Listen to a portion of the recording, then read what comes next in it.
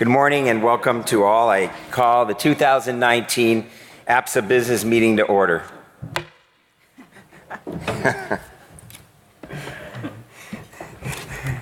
Struck well, I think. You received a copy of the agenda and minutes as you came into the room. If you are in need of handouts, please again check at the back of the room. You have the draft agenda before you. Are there any additions to the agenda? Is there a motion to approve the agenda? So moved. Second? Second. I have a motion and second to approve the agenda as presented. Is there any discussion?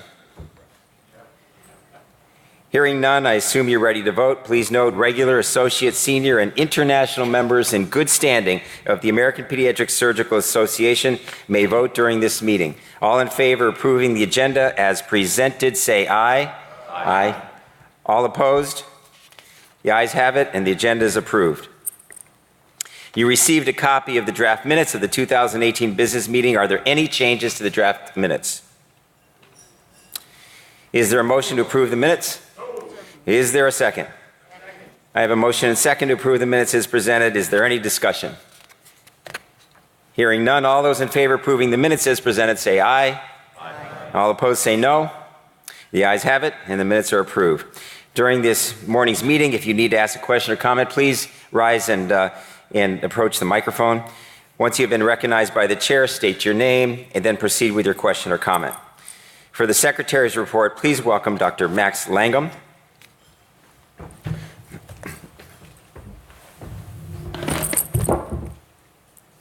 Thank you, Dr. Herschel. Good morning. APSA is obviously a special organization to all of us, and one of the favorite parts of it is renewing relationships that keep us close. This sets APSA apart from other groups we may belong to, and so it was with sadness that we say goodbye to a number of friends who have passed away since our last annual meeting. John R. Maddox, J. Alex Haller Jr., charter member and past president. E. Thomas Bowles Jr., founding member and past president. Richard C. Miller, charter member. Patrick F. Jewell, charter member. C. Peter Crow Jr., charter member. Cedric J. Preby Jr., charter member. Daniel J. Ledbetter, David Miller, Michael Irish, and William L. Donnellan. Please join me for a moment of silence as we remember these good friends.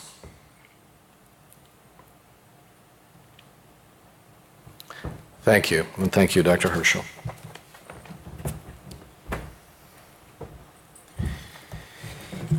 This year, the Board of Governors approved the following committee changes: additions of the Diversity, Equity, and Inclusion Committee, the History Committee, the Wellness Task Force, and the Governance Task Force. It is within the Board's purview to do this and requires ratification from the APSA membership. Is there a motion to approve these changes? Is there a second? Any discussion? Hearing none, all those in favor of approving the motion say aye. Aye. All opposed say no. The ayes have it, and the committee status changes are approved. For the Treasurer report, please welcome Dr. Mike Chen.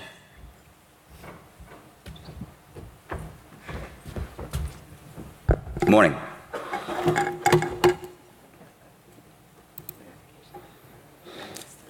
The overall revenue for the last 3 years is shown here. I think we haven't had a Treasury report for a few years. The membership continued to grow, and the revenue has continued to grow with that. Our annual meeting revenue just fluctuates with the number of attendees, and as you can see, that's there. And so our annual revenue is in the $1.5 to $1.7 million range.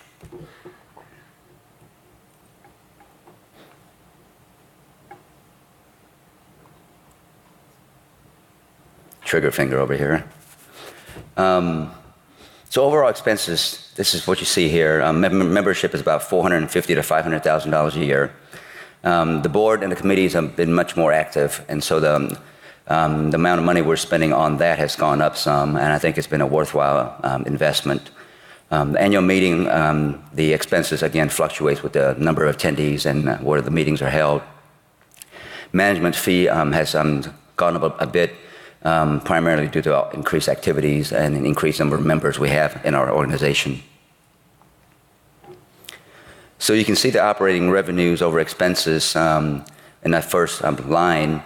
It's been fairly stable, and then our investment net has been a bit positive, except for last year. So our total revenues and over expenses in general has been fairly stable. This is just a little bit of breakdown of where the meeting revenues come from and the locations.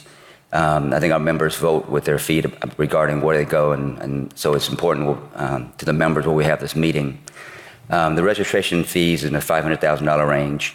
Exhibits and sponsors last year was quite successful with about $180,000 from sponsors. This is where the money goes for the meeting.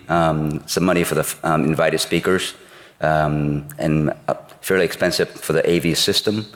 And then the food and social is where we spend most of our money. And a little brief investment report. Our money is managed by Wells Fargo. It's a conservative, diversified portfolio. We have a policy of not investing in alcohol, tobacco, firearms, and other social issues. This is the value of our investment from 2016 to 2019. The money was Wells Fargo began managing our money in 2012, and our annualized return has been in the 5.5% range after management fee of 1%. This concludes my report, and I'll be happy to answer any questions, either here or in some other space that's more comfortable for you. Thank you.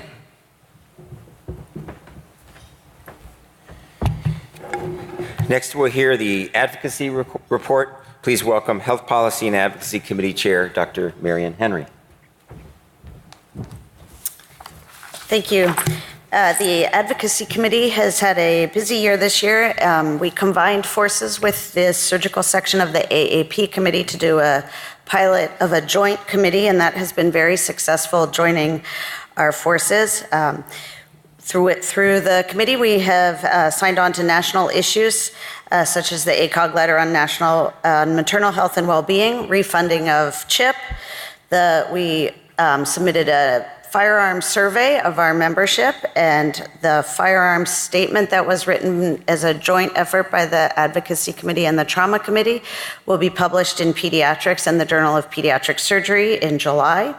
There is an upcoming white paper on opioid use, and we have representation from APSA on both the ACS and AAP advocacy arms, and attendance of APSA members at both legislative conferences. So we continue to make great strides in advocacy. This year, I was also privileged to be the APSA Brandeis Scholar for the Brandeis Leadership Program in Health Policy and Management. Each year, APSA co-funds with the ACS one member to attend. It is a one-week course held at Babson College through the Brandeis Heller Executive Leadership Program.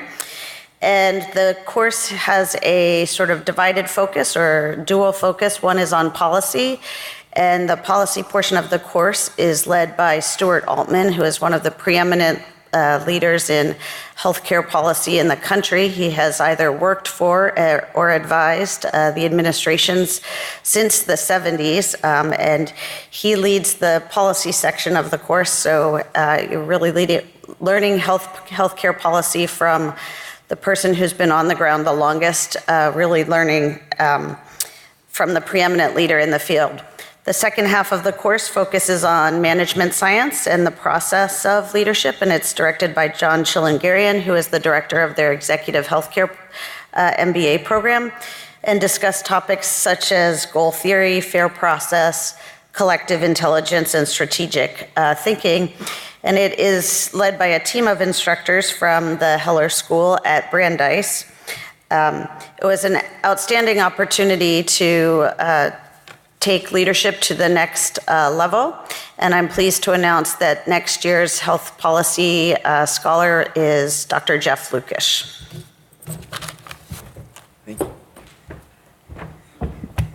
Thank you, Marion. And I just want to note how hard Marion has worked in advocacy, and thank her on behalf of all of us at APSA. The APSA business meeting is now in recess. To convene the annual meeting of the APSA Foundation, please welcome the chair of the board of the APSA Foundation, Dr. Tom Crummell. Good morning. Thank you, President Herschel. It's a privilege to present the APSA Foundation report as part of our annual business meeting. I would emphasize that all of us are the APSA Foundation. My goal with this is to provide the shareholders, owners at you with a scorecard of how the foundation has done overall, looking back at 18 and looking forward at 19, continue to talk about our refresh progress, update our board membership process, and at the end, if you'll permit me a moment of temporary insanity. Scorecard overall that now at 21 years, we're extraordinarily indebted to Dr. Grossfeld, but I think the foundation remains robust. Over the years, we've moved from 1 to 2 or 3 young investigators. That's based on the amount of money that we raise. That's the beginning of a plug for we could do more if people would support more. The stipend is moved to $25,000. It is small, but it is very impactful. What does that mean? We've had 40 young surgeons' careers who've been elevated. They have been funded to the tune of $710,000.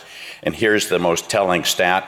Almost 50% subsequent external funding success for recipients. That's compared to a national average of between 9 and 10%. That's a 500% return on your investment. This is, I would say, the consensus statement from those who've received APSA Foundation support. Quote, "This is a critical support mechanism. Without it, we risk losing an entire generation of surgeon investigators."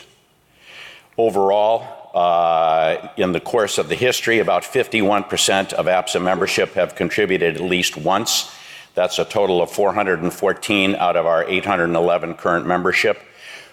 This year, I'm pleased to announce that we've established 2 new levels of giving in honor of Dr. Grossfeld's contributions. The Grossfeld Society is at $25,000 cumulative, and we now have 2 members. The Anderson Society, named in honor of Dr. Kathy Anderson, who is here today, Catherine, welcome, is at $15,000 cumulative, LAD at 10, Gross at 5, and here you see the current numbers, Gold at 1,000. Our expenses are about as low as they could possibly be, and so your donation dollar goes directly to the mission. We have a decent balance sheet, and to date, we've raised $1.5 million. By way of 2018, what have we done? We've clearly imposed term limits, expanded our at-large membership, quarterly teleconferences, looked at our expenses, and the Grossfeld Scholar applications will be reviewed and voted on tomorrow. 40 young surgeons have been primed. There are many hungry mouths, and for those that criticize the approach as being too research-oriented, I'll point out to you that we do a lot more than that. In 2018, 116 members donated. That's out of 811. Do the math. That stinks. Anyone disagree? Thank you. Many new projects. We've had 2 earmarks for international travel fellows, 10 Grossfeld applications that'll be reviewed tomorrow morning. We are not just a research fellowship funding. The Not a Textbook initiative wouldn't exist if it weren't for the foundation, nor would GICS, nor would the international travel scholarships. The genealogy update was funded through the foundation. The 50th anniversary meeting was fundraised through, as was the commemorative book. And there are multiple 21st century digital initiatives that we know about and are yet to be known, but are coming. We've refreshed our board, added 11 members. By charter, we have 3 past presidents and 3 at large. We've moved to 5. In the first direct democratic election in APSA's history, we elected 2 new foundation members, Dr. Stoller and Stylianos. We will elect 3 new members at large this year, and we're working on a revision on the chair's succession process. More to come on that. By way of business, we just got to do better. The good news is, as I say, the glass is half full in that 51% of our members have given at least one time. The bad news is this year, 14% of our members gave, 86% of the glass is empty. We've tried to make it easier. We've through an assortment of mechanisms that I think most of you know about, and I would offer my thanks to all the 14% that gave this year and the 51% that have given at some point in time. Please allow me a last moment of temporary insanity. So for those that didn't support APSA, the 86% of our organization last year, and for those that have never supported APSA, not a penny, I'll suggest to you that this is your surgical home base and organization, and I would also suggest that the profession and APSA has been enormously enriching to you. So just ask yourself when you look in the mirror and you say, I've never given anything, or I've never given anything in 2018, are you happy with that? Really? Ask yourself that. Are you happy with that? Are you proud of that? And if you are, send me an email, tcrummel@stanford.edu, and let me know how happy you are and what we're not doing that we could do better. And if you're unhappy about it, you're not happy with your commitment, fix it in 2019, please. That concludes my report, Mr. President.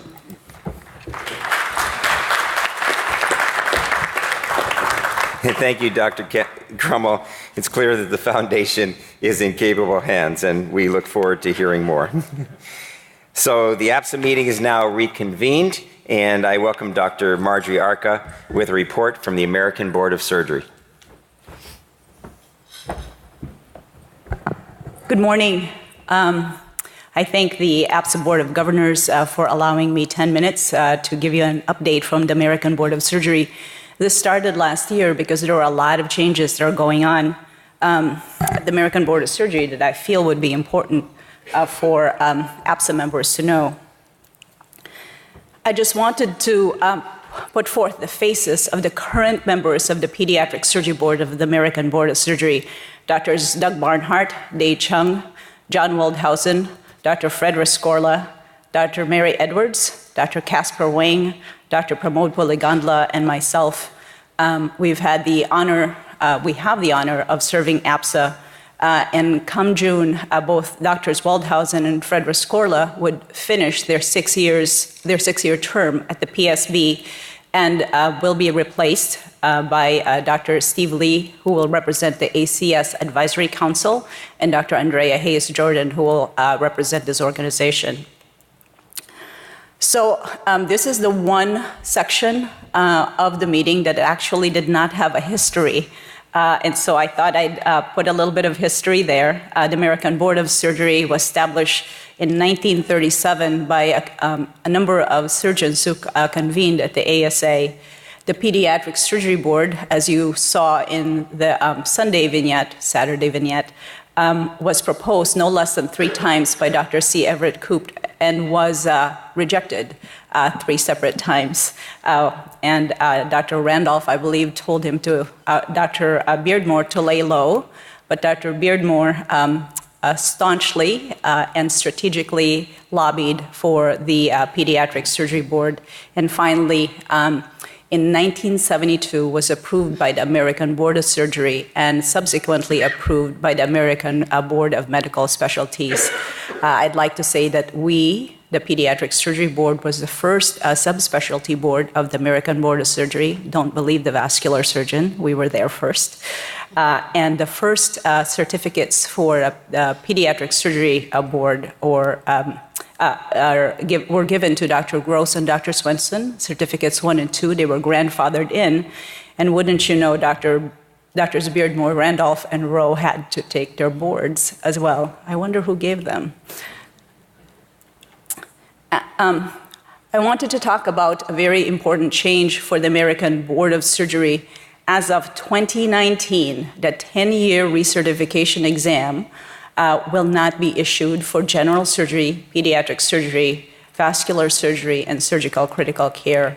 And for this, for the alternative, the registration will start in August of this year, and the open book in home or at work computer exam will be available from September 6th to November 4th.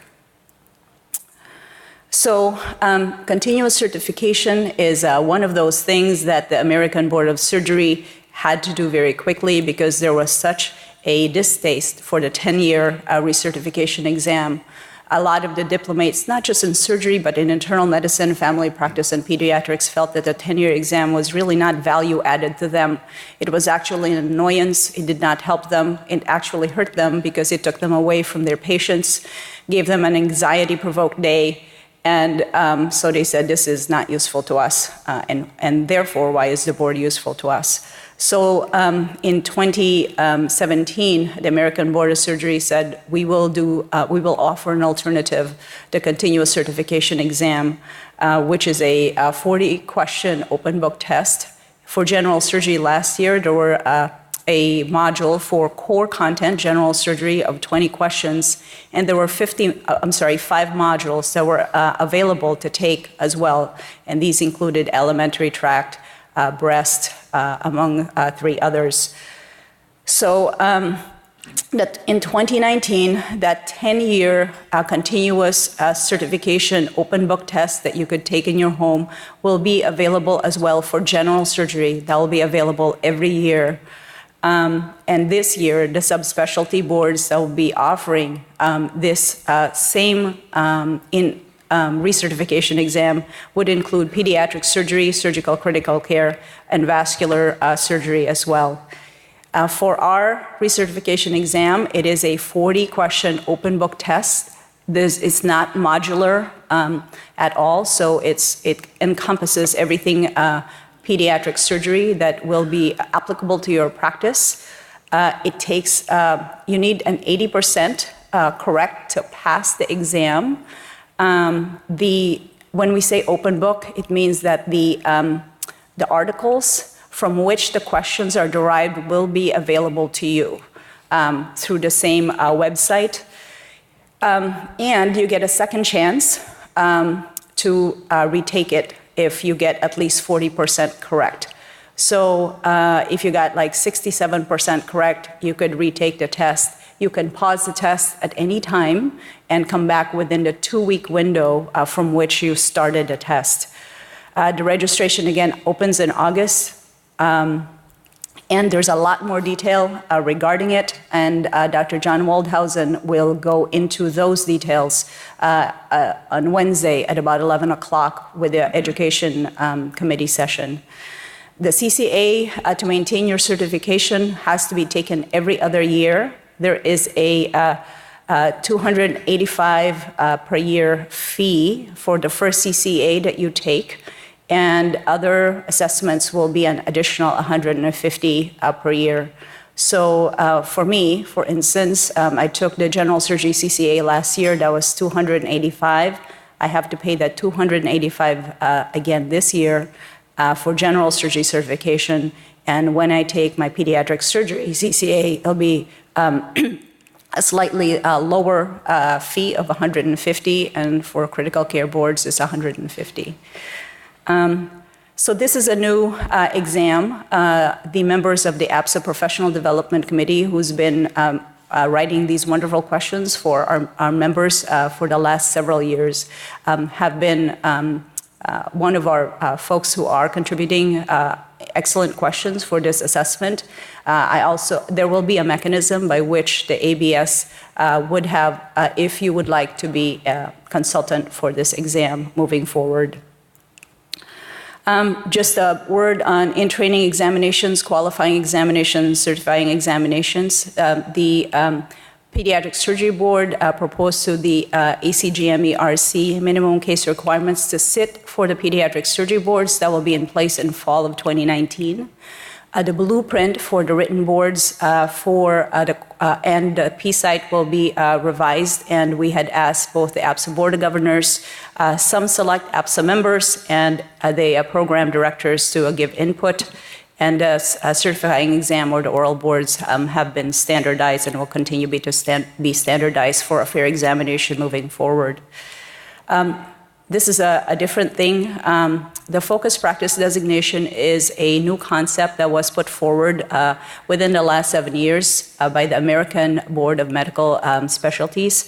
It is a way for which a practitioner or a physician can state that this is that a certain subspecialty is their focus practice. So, for instance, a general surgeon can get a focus practice designation in breast surgery if they went through a breast fellowship, or alternatively, if their practice has evolved such that breast surgery is a majority focus of their practice.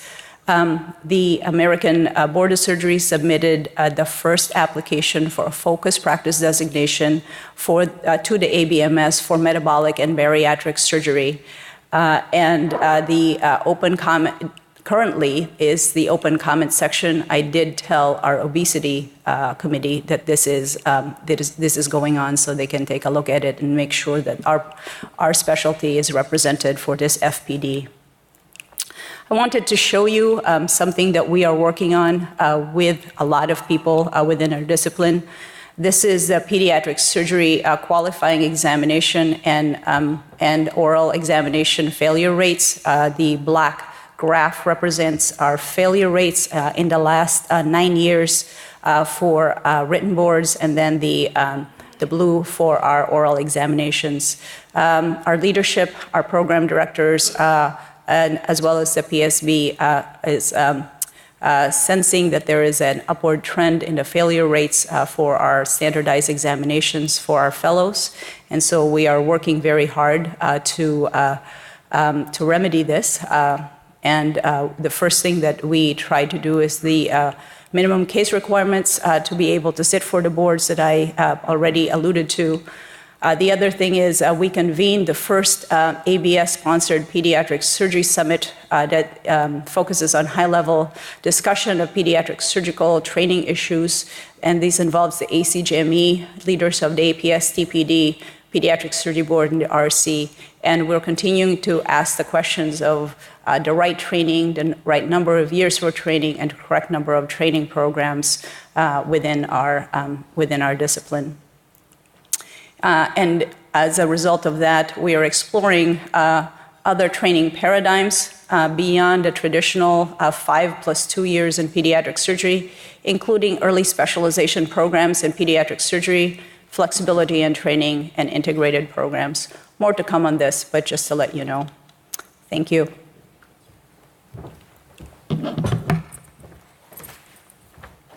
Thank you, Marjorie. We now go into the President's report, and in this being our 50th anniversary, and also there was feedback to the Board of Governors that the Board of Governors might not be as representative of the membership as it should be, and as such, we convened a governance task force to examine these issues, examine our governance, our representation, and to come up with recommendations. And Dr. Diana Farmer was kind enough to chair that group, and they have come up with recommendations. And I've asked her to report to you on their recommendations. We will not be taking a vote. In fact, our plan is that these will be discussed, they will be socialized over the coming months and in the next year. So, Dr. Farmer, thank you for chairing this task force, and we look forward to your report. So thank you, President Herschel. For those of you who haven't had your second cup of coffee, I just want to tell you this is a big deal and a pivotal time in our history, appropriate, I think, for the 50th anniversary. So this was a truly open-ended review of the governance structure of APSA without any direction from the board, this group was given the charge to review whether or not the governance of this organization serves the organization to the best of its ability. We were charged with answering the following questions. 1, what was the optimal composition of the APSA leadership? What should be the roles of the governors, and what are the skill sets that are required to serve these roles? What is the best way for leadership to reflect the diversity of APSA? And how should the governance be organized in order to best execute the strategic plan to provide oversight and further develop APSA going into its next 50 years, particularly as we start to pivot to be a more external-facing organization as opposed to one solely focused on the development as occurs in the early stages of any organization? What are the best term lengths? And what's the best way to provide lines of communication to and from the membership? And finally, how should committees be organized in terms of the number, the leadership, the composition? How should they function, and how should they communicate both with the leadership and with the membership? So this process took place over the course of the last year. We had 7 conference calls, an in-person meeting of the group convened at the APSA headquarters in Chicago. We interviewed the APSA leadership privately to get objective feedback from the president, from Leanne, from David Powell, who has served as our Director of Strategic Projects. And we did research of many similar other organizations, the American College of Surgeons, PAPS, the Pacific Association, the AAP, the Society of Pediatric Anesthesia, a variety of different organizations that have different levels of maturity than APSA to try to understand from best practices in those groups. The task force members were selected by Dr. Herschel and strategically organized to seek representation from people who were not necessarily active members of APSA or part of what you might call the typical APSA internal elite. It was truly an effort to reach out to members to get their voices heard. Ellen Reynolds, a master swimmer, if you don't know her, who is in private practice in Boise, Idaho. Tony Escobar, who works at Marybridge in Tacoma, Washington. Jill Whitehouse, Joe DiMaggio in Hollywood, Florida, looking for regional as well as practice type diversity. Dan Ostley, now at Phoenix Children's, Todd Ponsky, sort of bridging his time in Toledo and Cincinnati, Erica Newman, sort of a more traditional academic practice at Ann Arbor, Catherine Deans and Nationwide, myself, and Kevin Lally. So this group had several overarching goals. The one was about diversity, and diversity as defined in the broadest sense, not just racial, ethnic, and gender, but also practice type and regionalization. Transparency. There was a strong sense that there was a need to improve the transparency of the organization. We had heard this from many members. Looking at the membership structure itself, how to bridge the chasm that was beginning to appear as our organization has grown in size, really tripled in size in recent years, between the membership and the leadership, and to make sure that the leadership was in touch with the general membership. And to find a way to make sure that the leadership is not only focused on maintaining the stability of the organization, but is also in touch with new and upcoming trends. So I'll move more quickly over our thinking about this, but with respect to diversity, we really wanted to make sure that the membership and the committees and the chairs and the leadership was educated and focused on diversity, equity, and inclusion for this organization. We suggest that implicit bias awareness and training be part of the leadership requirements for the Board of Governors, and also that this training be part of a requirement for the nominating committee to help change what might have been perceived as sort of the old cronies. You get your group of faculty from one organization together to lobby for the president, or the days when we ran to the microphone. It was sort of a race to sit at the chairs close to the side, for those of you who remember that era, to find ways to make the nominating committee. Somehow it just didn't seem that that was the best process for a mature organization. The issue of transparency. We felt it was important to make sure that the membership was fully informed about the processes of the organization, and felt that the recommendation was made to offer a new member orientation and to create opportunities for young members to be involved in the leadership of the organization.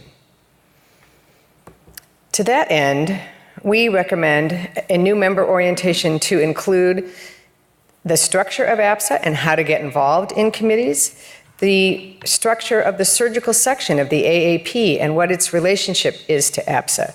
What is the Pediatric Surgery Advisory Council and its relationship to APSA, and the structure of the American College of Surgeons, and the structure of the Pediatric Surgery Board and the American Board of Surgery.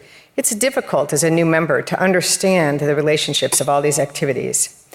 And we recommend a new governor, a young governor position that might be rotated among our young governors for a one-year term. So the overall significant recommendation change was that to lengthen the term of the Board of Governors to allow more continuity over the years. And this is very much in alignment with leadership in organizations like the American College of Surgeons, like the surgical section of the AAP, and most of our other organizations, that the leadership terms tend to be from 6 to 9 years. But in order to, and the goal of that is really to ensure that continuity. But in order to involve more people, we felt having a non-voting young member representative that would be a one-year term only would allow the voice of young members to be heard and also expose more people to the leadership process. We also thought it was important to have more involvement of the full membership in leadership selection, as I say, not running to the microphone on the day you happen to be at the meeting. Although it might help turnout, I'll have to say, for the business meetings. Nonetheless, the consensus was that the leadership should be elected or selected from the full membership. So this involved a transformational change recommendation for how the nominating process might occur. The general makeup of the board, of the membership, would be that the nominating committee would be made up of 9 general members, that one member would be elected from any region of the country but has expertise regarding the specific issue of diversity as broadly defined, that 4 members would be randomly selected by a random number generating process from each of our different time zones across Canada and the United States. This would reach out deeply into the membership, sort of unannounced, and ask you, would you be willing to serve on this membership committee? And that 4 additional members would then be elected from a similar regional area. We felt that this would reflect the diversity and the demographics of a changing APSA membership and bring more into the process. And the additional 3 members for the total 12 membership would be the 3 immediate past presidents. The detail of how this random selection would be done, the training that we would ask each of these members to undergo, and then their roles is further outlined in material that we can make available to you and that will be on the APSA website for further discussion. As I mentioned, the main purpose and we thought greatly about how to ensure institutional memory. Those of us who have served on the APSA board over various years appreciate that there's a challenge with respect to continuity with just 3-year terms, and that it was difficult to continue to push forward initiatives that the organization had selected. So in order to deal with that, we debated many organizational structures. I think most of you know the American College of Surgeons has a paid physician leader, that David Hoyt, that serves part of that purpose in terms of continuity and consistency. We debated the pros and cons of that and elected to solve that problem differently. We didn't feel that that was necessary at this time in our organization's history, but in fact felt that lengthening and staggering the membership of the Board of Governors would help serve that institutional memory purpose, in addition to the Callan organization.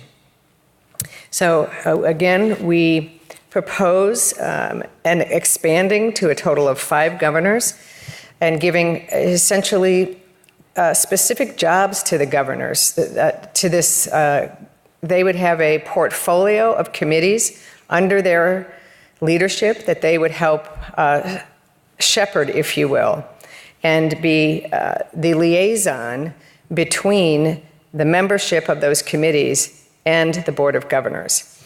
We have so many committees. It is one of the great strengths of APSA. But it's hard to know how to get onto a committee. It used to be you just would slip a little note to the president to say, hey, I think this guy should be on a committee or this gal should be on a committee. We're not sure that's the best way to have that process work. And so the proposal would be to, again, lengthen those terms, have the young voting member, and to have a portfolio of committees that would be under the responsibility of that governor.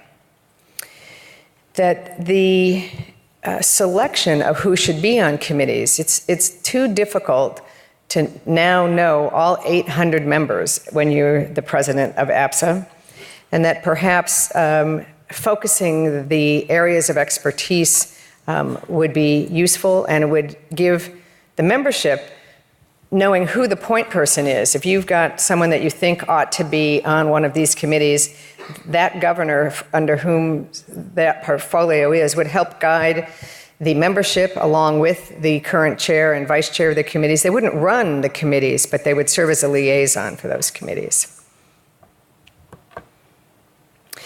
So there were additional things that we discussed. We spent a lot of time discussing the great role that David Powell has played for us, who has served in this time of transition. He was sort of field promoted to this job as we matured our first product, if you will, which is the Not a Textbook project, which, as you all know, has sort of transformed our learning processes and our Sunday morning activities. I like to tease President Herschel that I'm always wondering when I'm sort of laying in bed the first thing in the morning on Sunday doing my spaced learning, I'm thinking, where is every other member of APSA doing the same thing? I suspect it's true for many of us. Dr.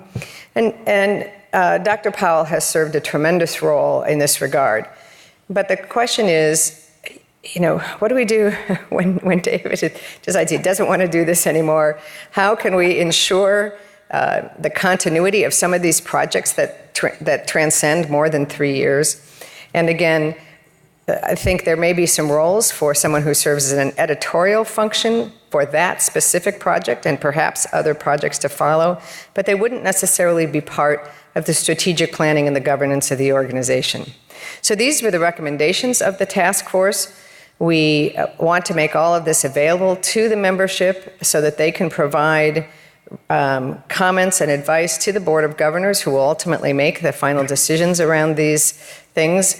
But I appreciate the opportunity to have led this very diverse group. We're all open to hear your questions during this meeting and at other times, and we will make the detail of this report available for all.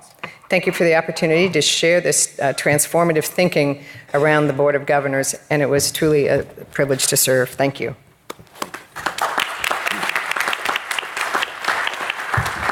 Thank you, Diana. Thank you to you and to the committee for your hard work and thoughtful work in this area. I did have one other. I was reminded that I forgot to have one committee, an important committee. This year, the Benji Brooks Society came within APSA as the Benji Brooks Women in Surgery Committee. And so the Board of Governors has approved that committee. And so I want to ask for a motion also to approve that committee. And do I second? And any discussion? And hearing none, all those in favor of approving the motion say aye. Aye. And all those opposed say no.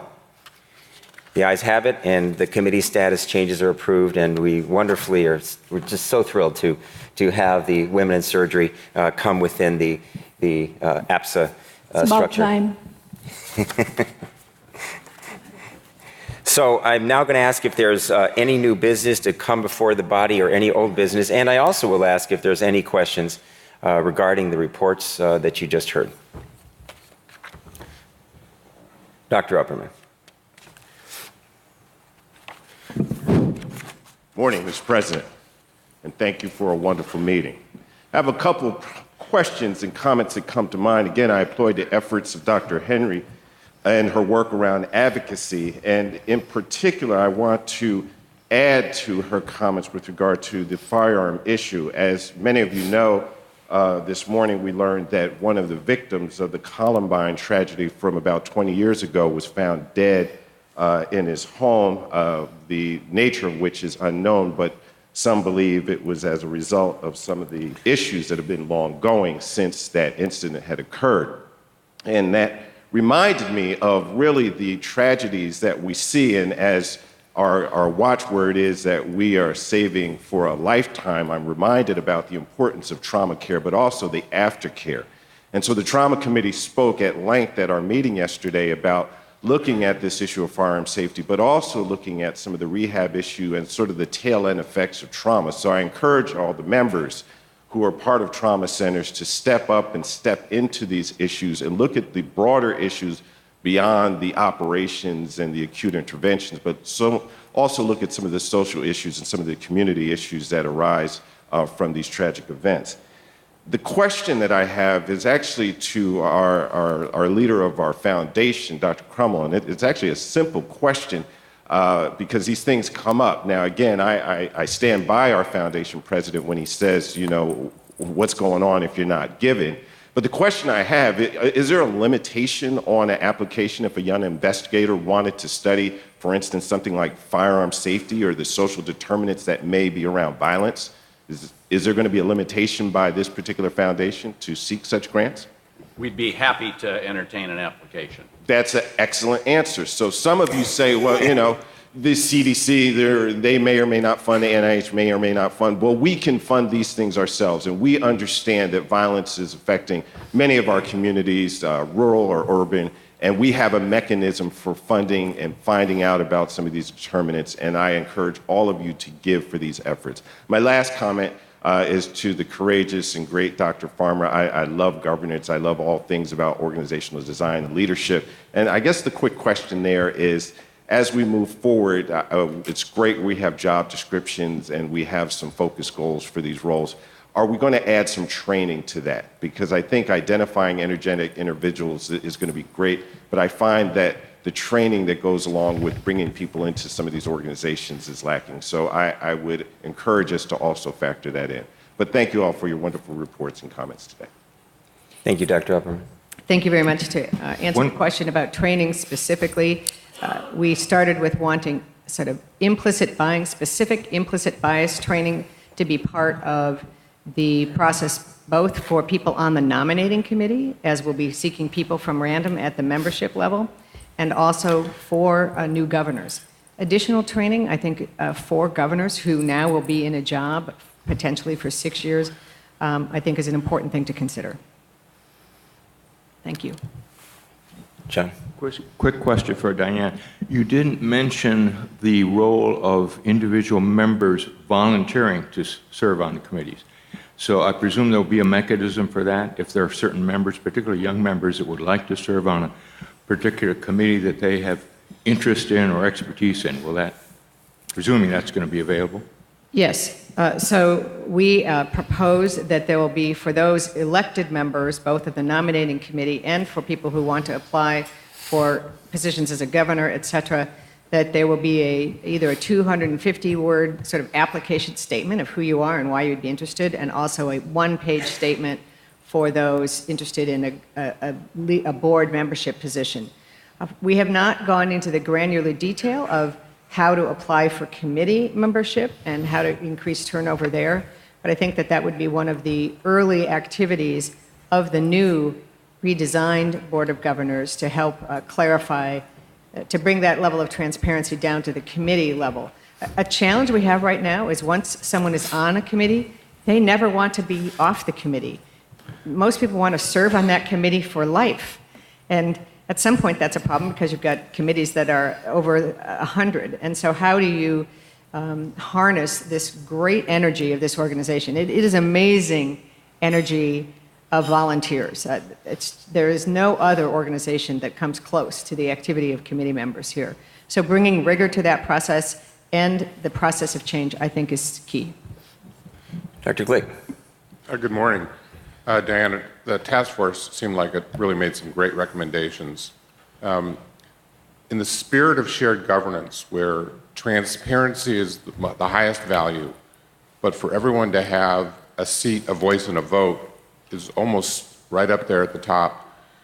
As your recommendations finalize, I think that one, quote, young member that has a seat and a voice but no vote, you should reconsider because it still leaves them as second-class citizens. So there's really no reason, if you're putting the time in and your voice is there, that you shouldn't be representing the group of people that you're on that committee for. So I hope that there will not be any members with non-voting status on your new committees. Thank you, Dr. Glick. And I noticed, it struck me as we were developing it, it didn't seem odd, but when I saw it in print on a slide today, I thought, that seems weird. I agree. I think we'll take that as one of the first of many discussions, I hope, that occur over the course of the next year, because the goal, I believe, Dr. Herschel, would be to have these voted in next year, or something similar. This is really to be provocative and start the discussion. So comments like that are truly welcome from the membership. I completely agree. And in terms of process, these involve bylaws changes. Bylaws changes occur at the time of the business meeting next year with discussion between now and that point, as well as formal sending of the bylaws to all the membership prior to that meeting. So as I said, we will socialize this over the next year. We'll have forums that allow discussion, and we hope that the membership will consider these recommendations and that they will, as appropriate, move forward. So I'm now going to close the new business, not seeing anybody up at the microphones. And we have the honor of Dale Johnson having a tribute as part of the business meeting, and we will show the video which honors Dr. Johnson.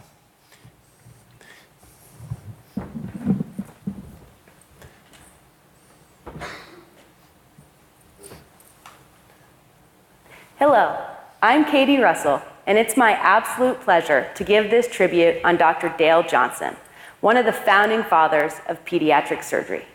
Dr. Johnson was the 16th president of APSA and the founder of pediatric surgery in the Intermountain West. Dr. Johnson and his lovely wife, Beverly, continue to be part of our surgical community in Salt Lake City, Utah.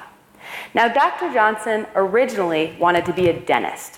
So he applied to dentistry school, and during his interview, he was asked to carve a tooth out of a bar of soap. However, he broke the soap, and so the dentist recommended that he pursue a career less dependent on his dexterity. Following a mission to South Africa, he set his sights on medical school, which he attended at the University of Utah. After medical school, he headed east to the Massachusetts General Hospital, where he completed his surgical residency. It was during that time that he met Dr. C. Everett Koop, who encouraged the young Dr. Johnson to pursue a career in pediatric surgery. So after his residency, but before he secured a fellowship spot at the Children's Hospital of Philadelphia, Dr. Johnson did research at Penn under the tutelage of Dr. Stan Dudrick, and they were working on TPN in a Beagle model. He then went to CHOP for fellowship, and after fellowship, Dr. Koop asked him to stay on as faculty. Now, there seems to be a theme in the world of pediatric surgery that the junior attendings make moves when the senior attendings are out of town. And so was the case with the first central line ever placed in a neonate. Dr. Koop and Dr. Bishop were on vacation. At the same time, there was a neonate at CHOP with short bowel syndrome that was slowly dying of dehydration and malnutrition. So Dr. Johnson called up Dr. Dudrick, and they made the team decision to try TPN in this baby. However, in the late 60s, there were no commercially available central lines, so Dr. Johnson had to make his own. He used the outside polyvinyl coating on a copper wire. He cut down on her external jugular vein, and then he tunneled the catheter out by the baby's ear. Unfortunately, in the end, she ended up dying, but Dr. Johnson took exquisite care of this baby, and this was the first time a neonate was placed on TPN, something we now do every day. In 1971, Dr. Johnson left CHOP and introduced the Intermountain West to pediatric surgery. He attributes many of his successes to the mentorship he received from Dr. Koop. He recalls one time that Dr. Koop told him, "I will do anything I can to help advance your career." Well, Dr. Johnson said the same thing to me and to many young surgeons over the years. In 1971, pediatric surgery in the West was Dr. Johnson. Now we have 9 pediatric surgeons in the state of Utah alone. 3 of us, Dr. Eric Scaife, Dr. Steve Fenton, and myself, all followed in Dr. Johnson's footsteps and took the pilgrimage east to the Children's Hospital of Philadelphia before returning to practice at Primary Children's Hospital. Dr. Johnson, thank you. Your legacy lives on.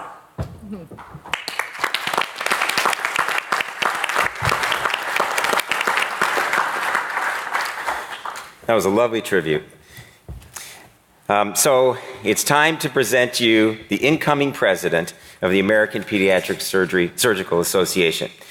I asked Dr. Mike LaQuaglia and Dr. Tom Crummell to escort President-elect Jay Vacanti to the podium.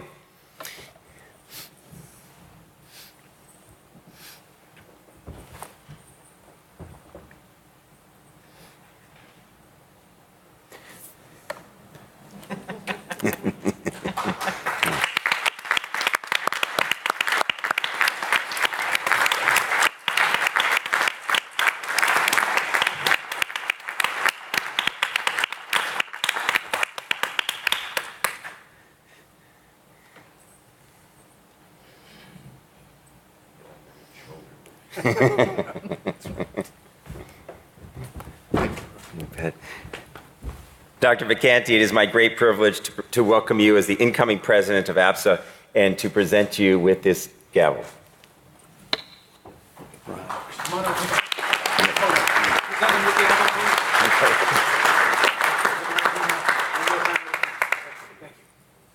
As you will note, as you will see, it comes with a box upon which all the names of the past presidents are engraved, including yours.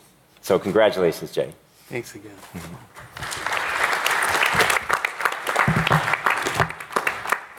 Thank you, Dr. Herschel.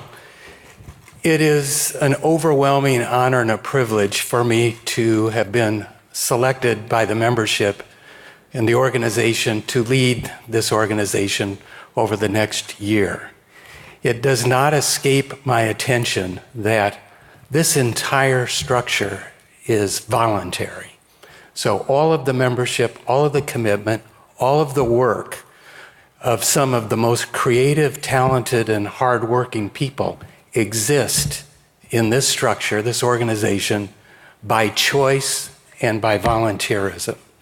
So I think for me, as I take on the role over the next year, my principal duty, I think, is going to take all of the work that has resulted in the strategic direction of the organization into the next era and try to turn that into an organizational structure that can be implemented over the course of time. So it's going to be a lot of work. It's going to require a lot of effort from a lot of talented people, and I'm looking forward to it. Thank you.